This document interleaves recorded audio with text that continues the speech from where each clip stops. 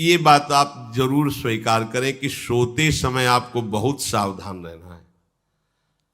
और प्रायः गलती सोते समय करते हैं उपासक की, कोई प्रपंच की बात याद करते हुए या मोबाइल देखते हुए या कोई गंदी चेष्टाओं का आपकी रात बेकार चली जाएगी। अगर गंदी चेष्टा हो गई तो सुबह भी बेकार हो जाएगी, दिन भी बेकार हो जाएगा, निरुत्साहित हो जाओगे।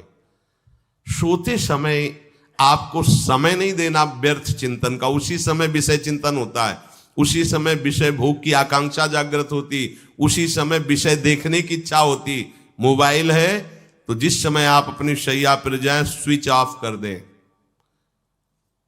उसमें मैसेज घंटी आने का कोई भी रास्ता मत रखें। मान लीजिए आप उपासक हैं भगवत प्राप्ति के, 30-35 वर्ष ये नहीं था तो सब मर नहीं गए थे।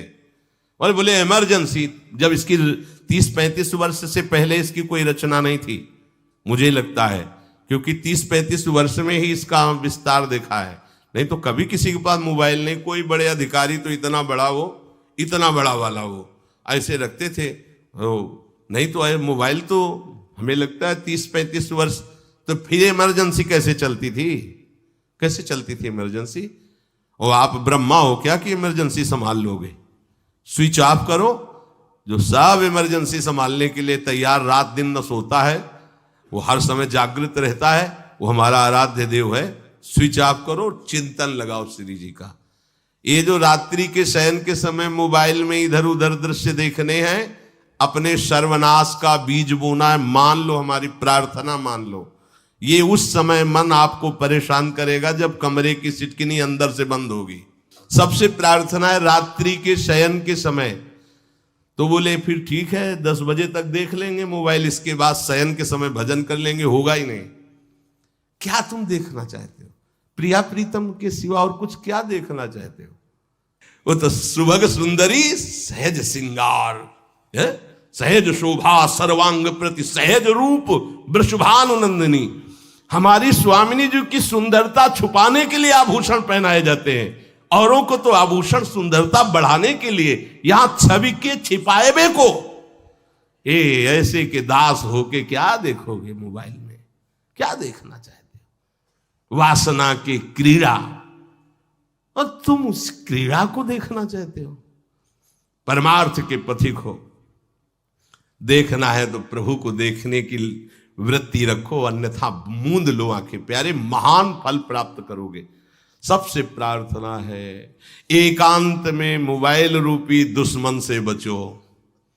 क्योंकि जब आप गंदी बात कहीं देखोगे तो आपके अंदर वैसे ही चिंतन बनेगा, वो ऐसे ही लगेगा मैं भी ऐसा करूं, मैं भी ऐसा भोगूं, मैं भी ऐसा देखूं। मान लीजिए आप, जब हमारे शास्त्र कहते हैं कि पशु पक्षियों के मैथुन को भी नहीं देखना है, अगर ऐसा एक बार दृष्टि पड़े तो मानसिक प्रणाम करके दोबारा दृष्टि ना देना। और आप मोबाइल में ऐसी चेष्टाएं देखोगे, कैसे आप भगवत भजन करोगे? कैसे भगवत प्राप्ति का उद्देश्य रख पाओगे? ये कलयुग की बहुत महीन चाल है कि उसके बिना काम नहीं चलेगा और हम तुम्हें काम से युक्त कर देंगे। इसके बिना काम चलेगा नहीं, तुमको रखना पड़ेगा। और जब तुम इसे रखोगे तो हम काम अपना कर लेंगे। कलयुग ने कहा हम अपनी व्यवस्था बना लेंगे। यहां कह रहे जब आप नींद में जा रहे हैं तो बिल्कुल मानो मृत्यु शैया पे जा रहे हैं। आपको उस समय नाम जप में बहुत ध्यान देना है, कहीं मन बहक ना जाए। तो क्या होगा, 5-6 घंटे जो आप लेटोगे ना, वो भी भजन हो जाएगा। हमारा जो सततम योमाम स्मरति नित्यशा है ना, ये पूरा हो जाएगा। नहीं, उस समय हम सो जाएंगे तो हमारा 6 घंटे का वियोग हो गया, 6 घंटे भजन रुक जाएगा।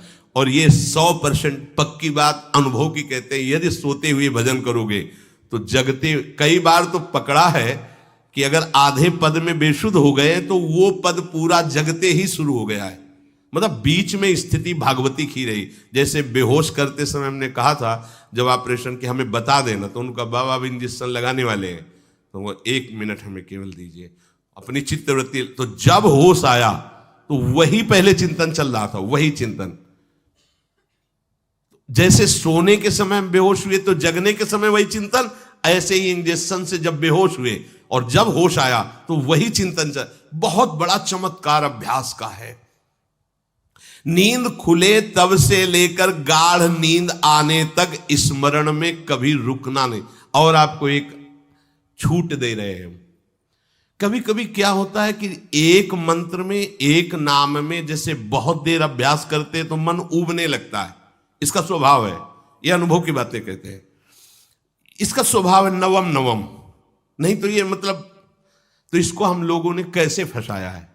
जैसे गुरु मंत्र जप रहे, अब 2-3 घंटे लगातार गुरु मंत्र जप, अब इसको उबन बढ़ी, अब ये छोड़ रहा है, बीच बीच में पता चलता है छोड़ना चाहता है, छोड़ रहा है, तुरंत इसको नाम में फंसाया। अब थोड़ी देर नाम में चला, फिर उब रहा है, बहुत विचित्र है ये। अब उसको फंसा दिया। उस पीछे की बात अभ्यास के समय, नमामि शमीशान निर्वाण रूपम विभुम व्यापकम ब्रह्मवेद स्वरूपम। चिंतन, पदगान करे, ये भगवान शिव पदगान कर रहे हैं और उसका चिंतन, निर्वाण रूपम विभुम व्यापकम ब्रह्मवेद स्वरूपम। अब अपने यहां अवसर है, सुंदर सुंदर कोई पद गुरुमंत्र जब करते हुए मन जब उबने लगे, राधा वल्लभ श्री हरिवंश, राधा वल्लभ श्री हरिवंश, राधा वल्लभ श्री हरिवंश, इसमें भी उबने लगे, शुरू कर, जोई जोई प्यारो करे सोई मोही भावे, भावे मोही जोई, इसमें भी उबने लगे।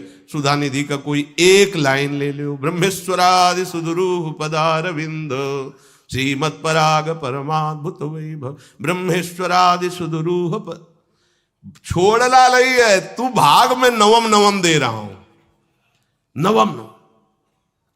इसको फंसाने के लिए आपके पास अस्त्र हो, जैसे यहां चाकू, यहां पिस्तौल, तलवार, ये वो सब बिल्कुल वीर सजा रहता है, ऐसे ही अपने लोग सजे रहते। छोटा राधा, अब एकदम चिपक गया आके तो कैसे मारे, तो छोटी चाकू है ना वैसे, राधा राधा राधा, थोड़ा दूरी राधा वल्लभ श्री हरिवंश, थोड़ा और दूरी गुरु मंत्र, बड़े बड़े अस्त्र अपने पास रख ले, बहुत भाग रहा है तो फंसा दिया। प्रथम यथावति प्रणव श्री, अब लग पूरा पदगा, पूरा पदगा उसमें लग, प्रथम यथामति प्रणव। भोजन पाते समय ऐसा अभ्यास किया है, 1 घंटा के पहले भोजन नहीं होता, चाहे 2 रोटी पाना हो, समय लगता है भोजन, आराम, एक एक नाम, एक एक, कुछ भी हल्ला मचाओ, कोई फर्क नहीं पड़ेगा, अपना चलेगा। अभ्यास स्नान के समय, भोजन के समय, किसी क्रिया के करते समय, किसी से बात करते समय, सोते समय, ये विशेष स्थान जहां में सावधान रहना है। यहां भजन छूटता है, ध्यान देना, यही भजन छूटता है। चलते समय, क्रियावान होते समय, प्रसाद पाते समय या किसी से बतराते समय, ये सब भजन के छूटने के स्थान है और यहीं पकड़ना है भजन को।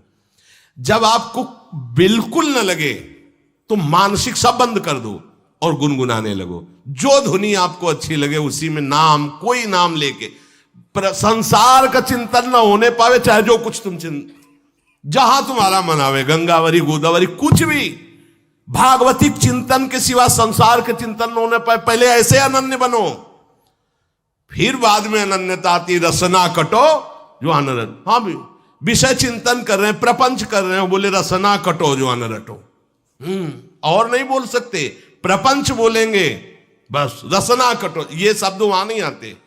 पहले हम आपको छूट देते, भक्त चरित्र, भगवान की चरित्र, नाम कीर्तन मंत्र, जो भी चाहो, संसार का चिंतन मत होने देना, पहले ये पकड़ो, फिर आगे चल करके जब पवित्र हृदय होगा तब ये निष्ठा आती, रसना कटो जो अन रटो, निरखियन फुटो नयन।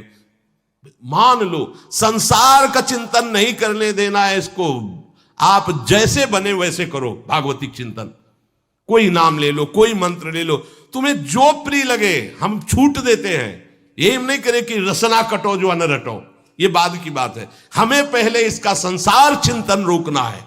कैसे छूटेगा, कैसे छूटेगा, हमें यह पकड़ना है।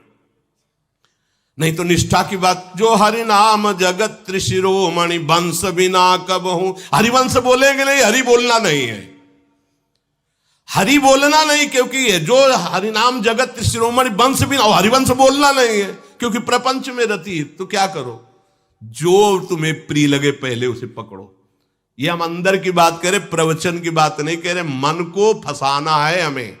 राम कृष्ण हरि जहां लगे इसको लगा, पहले इसको फंसाओ, संसार का चिंतन न होने दे। गीता भागवत भक्त चरित्र कुछ भी कहीं भी इसे फंसाओ, पहले संसार का चिंतन न होने दो, फिर लाओ इसको घुमा के निकुंज वाटिका में। फिर तो भागेगा ही नहीं, फिर नहीं भागेगा। अब सीधे निकुंज वाटिका में किसी महाभाग्यशाली गुरु आश्रित का लगेगा, अन्यथा बहुत प्रपंची मन है। आप आश्रय इधर का लोगे, प्रपंच का चिंतन करोगे, बात बनेगी नहीं। चिंतन छोड़ना है हमें, जैसे बने तैसे संसार का चिंतन छूट जाए तो हम विजय को प्राप्त होंगे। ध्यान दीजिए, इस परमात्म तत्व को वही प्राप्त कर पाता है जिसका राग बीत गया है, खत्म हो गया है, वैराग्यवान। ज्यादा परिश्रम नहीं है वैराग्य में, विवेक नहीं होने के कारण हम वैराग्य नहीं धारण कर पाते।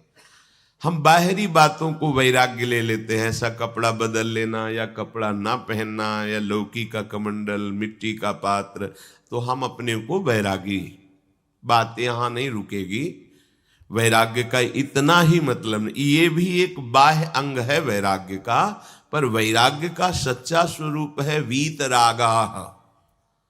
कहीं कुछ भी अच्छा नहीं लग रहा, कोई भी सुख आकर्षित नहीं कर रहा, लोक लोकांतर की प्रतिष्ठा, मान, सुख, ऐश्वर्य, व्यक्ति, कुछ अच्छा नहीं। राग खत्म हो गया। ऐसा उस अक्षर ब्रह्म को, अविनाशी तत्व को जान पाता है।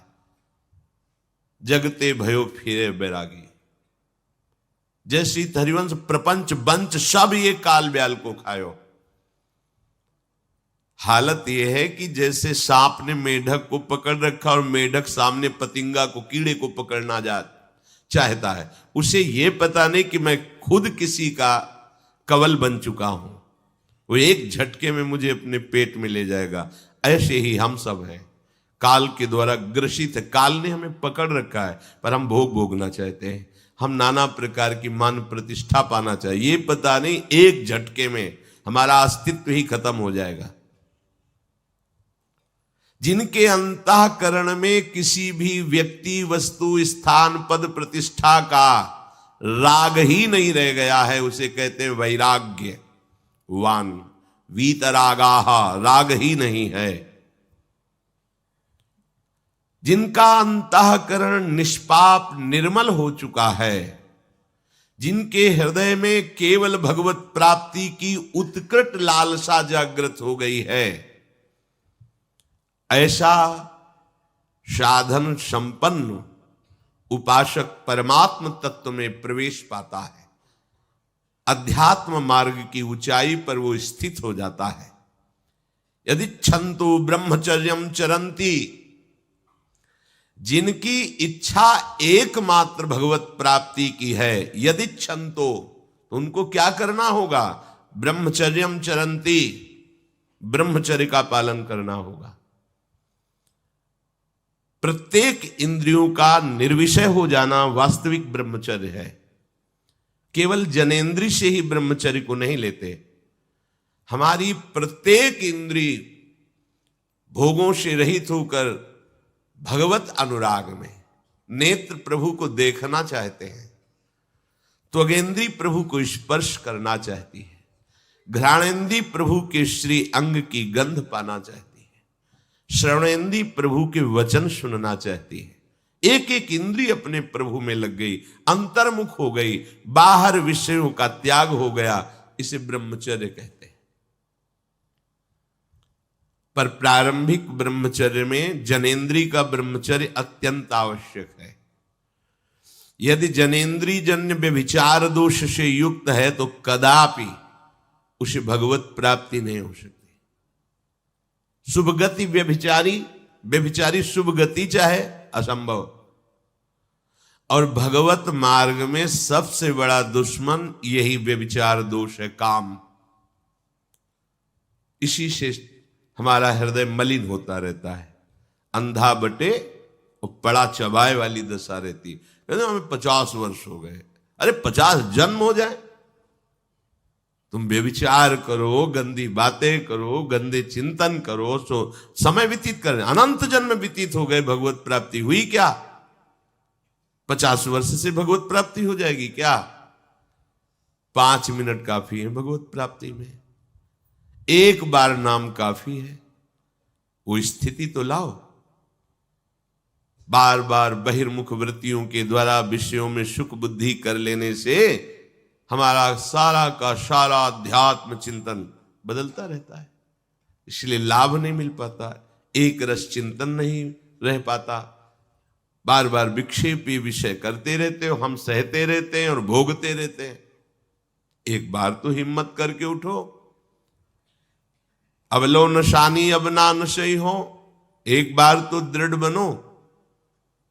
बस मन के अनुकूल चलने की बात को तुम्हें रोकना होगा, तभी तुम्हारे अंदर यदि क्षण तो ऐसी इच्छा जागृत होगी।